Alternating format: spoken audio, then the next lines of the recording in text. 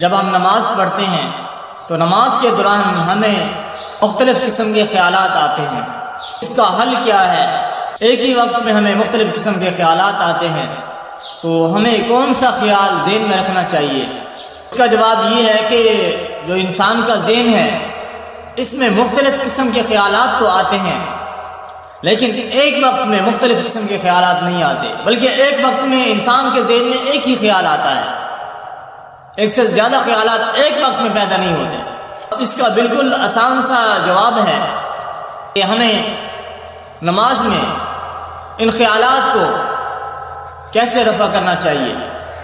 ایک جواب تو میں نے دے دیا، ایک وقت میں انسان کے ذہن میں صرف ایک ہی خیال آ سکتا ہے، تو اگر اس وقت میں آپ نماز پڑھ رہے ہیں تو آپ نماز کا ترجمہ ذہن میں لائیے تو انشاءاللہ العزیز آپ کے خیالات ختم ہو جائیں گے۔